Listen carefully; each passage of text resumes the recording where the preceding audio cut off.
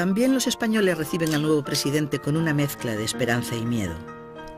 Esperanza en que se supere definitivamente la situación de democracia vigilada en la que los distintos intentos de golpe militar habían colocado al país. Esperanza en que el rotundo respaldo de los votos permita a los nuevos gobernantes tomar las medidas adecuadas para que España entre de una vez en el camino de la modernidad. Y miedo ante las reacciones que podría suscitar la acción de este gobierno socialista, que tiene mayoría absoluta y que no necesita, por tanto, acudir a ningún tipo de pacto con los sectores que se le opongan.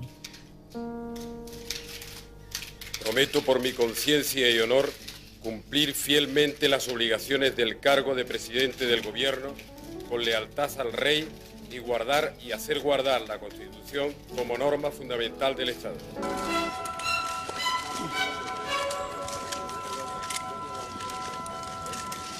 Al día siguiente, viernes 3, asumen sus carteras los miembros del nuevo gobierno. Y en ese mismo momento, sin esperar siquiera a celebrar su primer Consejo de Ministros, el responsable de Economía anuncia la devaluación de la peseta en un 8%. Es la primera señal de ajuste frente a la crisis y la primera señal de autoridad.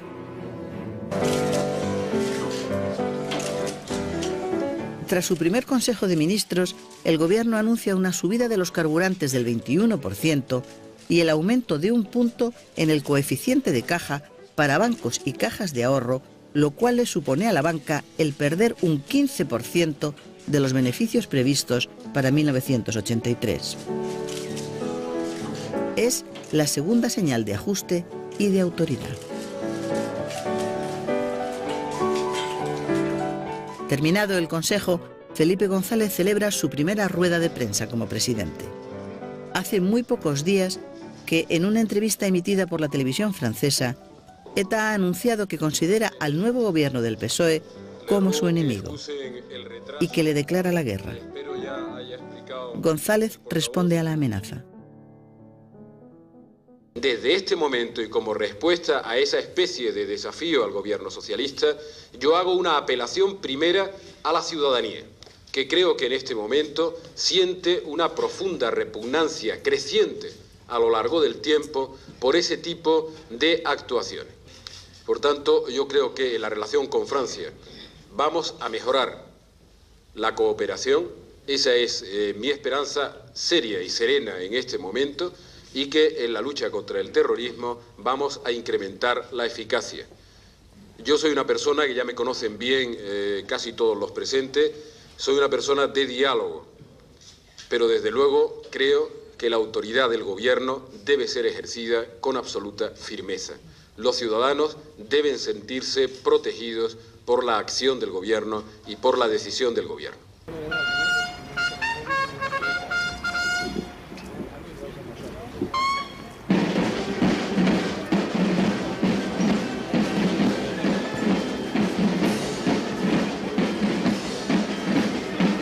La primera salida pública del nuevo presidente es a la división acorazada Brunete, la principal unidad de élite del ejército español, que en su día estuvo mandada por los golpistas Milans del Bosch y Torres Rojas, y a cuyo anterior jefe, el general Víctor Lago, acaban de asesinar los terroristas de ETA.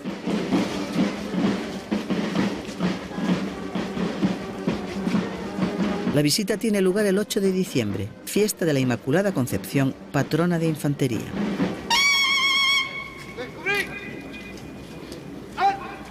La división acorazada no había recibido nunca desde su fundación la visita de ningún jefe de gobierno, Franco incluido.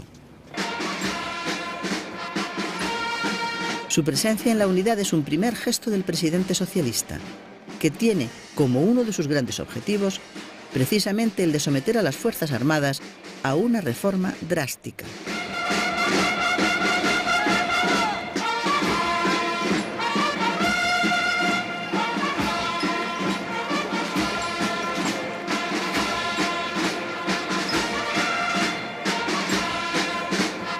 La de gobierno del Partido Socialista Obrero Español marca los verdaderos años de transformación social del país. La clase dirigente del PSOE pertenece a una nueva izquierda, nacida de las filas universitarias de oposición al franquismo. El carismático Felipe González lidera un partido formado en el progresismo de los años 60. Tras la renuncia al marxismo, el partido combina ideas socialdemócratas con la confianza en el mercado como camino de prosperidad. Tal es la predisposición de los socialistas para democratizar y transformar el país, que la realidad política de aquellos años queda como un periodo de progreso social.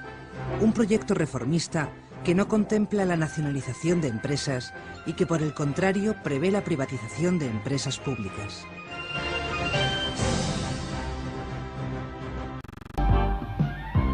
El gobierno, con objeto de garantizar plenamente los depósitos en los bancos, los puestos de trabajo y los derechos patrimoniales de terceros, que considera gravemente amenazados, ha aprobado hoy un Real Decreto Ley de expropiación de los bancos y otras sociedades del Grupo Rumasa. La conmoción que este anuncio produce en el mundo económico, financiero y empresarial del país es extraordinaria y encuentra eco, además, en todas las democracias occidentales.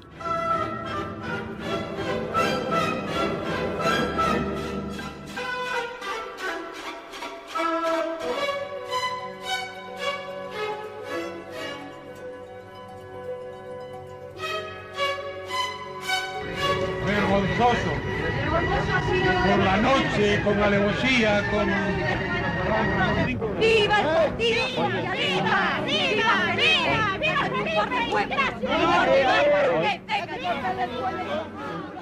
La decisión del gobierno desata inmediatamente el pánico entre los depositantes de los bancos del Grupo Rumasa y una extraordinaria zozobra en los mercados sobre las auténticas razones de fondo de una expropiación que se ha hecho por decreto, que podría ser anticonstitucional y que, ya se da por hecho, va a costar muchísimo dinero a los contribuyentes.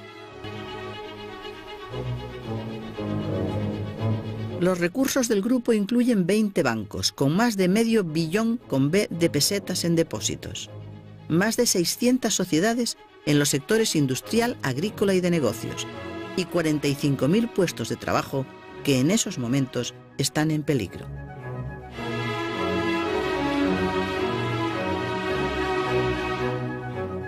Todo eso y mucho más es lo que queda bajo la responsabilidad del Estado, que asume así un problema de dimensiones gigantescas.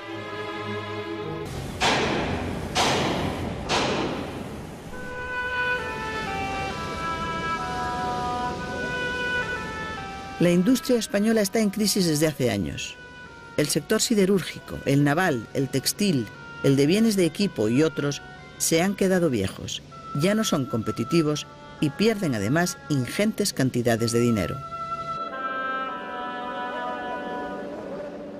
Por razones de pura supervivencia política, durante muchos años los sucesivos gobiernos han ido socorriendo a las industrias agonizantes y les han ido inyectando dinero para que pudieran sostener al menos los puestos de trabajo. Pero el problema se ha agrandado con los años y se ha hecho insostenible. Nada más tomar posesión, el gobierno socialista anuncia medidas concretas y contundentes para acometer de inmediato la reconversión industrial del país.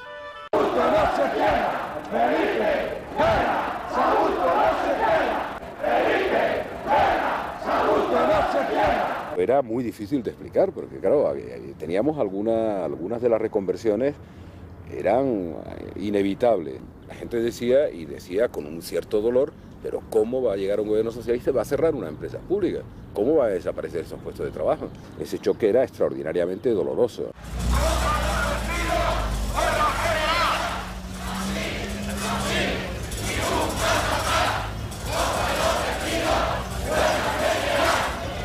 Terroristas de ETA habían iniciado el año 1983 con los asesinatos de un guardia civil y de estos 2 empleados del Banco de Vizcaya muertos en el atentado contra la sede del banco en Bilbao.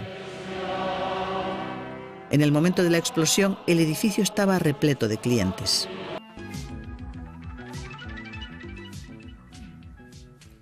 Hola, Hola, muy buenas noches. Dentro de media hora exactamente, el presidente del Gobierno, Felipe González, va a estampar su firma en el Tratado de Adhesión de España a la Comunidad Económica Europea. Es pues un día de fiesta para España, un paso más en nuestro proceso democrático que se ha visto empañado, no obstante, por la acción de las bandas terroristas, de esos enemigos de la libertad que han causado esta mañana 3 muertes en Madrid y una más en el País Vasco.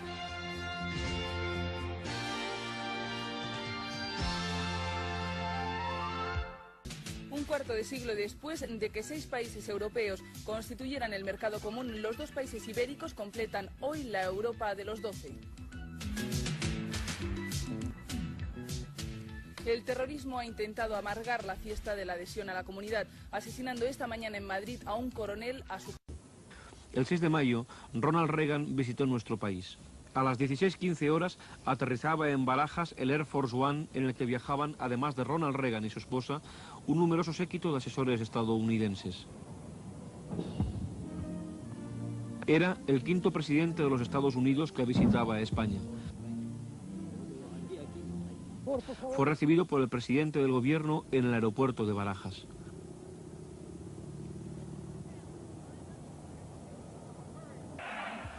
Manifestaciones como esta acompañaron los 2 días de visita oficial del presidente norteamericano. Paralelamente, se acordaba el inicio de las conversaciones sobre la reducción de tropas estadounidenses en las bases de utilización conjunta ubicadas en nuestro país. Estas conversaciones han continuado de manera oficial durante el mes de noviembre y diciembre. La OTAN y el futuro referéndum fueron los temas que más interés despertaron en la opinión pública. Sobre esos temas, Felipe González ha realizado durante el año algunas declaraciones. Márgenes yo creo que están en torno al mes de marzo del año próximo. He defendido 2 años después de nuestra entrada en el gobierno y ahora con más razones la necesidad de la permanencia de España en la Alianza Atlántica.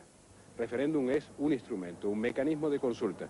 El problema importante es si debemos o no estar en la Alianza Atlántica. Y a mí me parece bastante evidente y bastante razonable que debemos estar. Si el pueblo español decide que el interés nacional no se defiende mejor estando en la Alianza como estamos, sino saliendo de la Alianza, si eso es lo que decide la mayoría del pueblo español, yo seré consecuente y como jefe de gobierno actuaré en orden a la decisión del pueblo.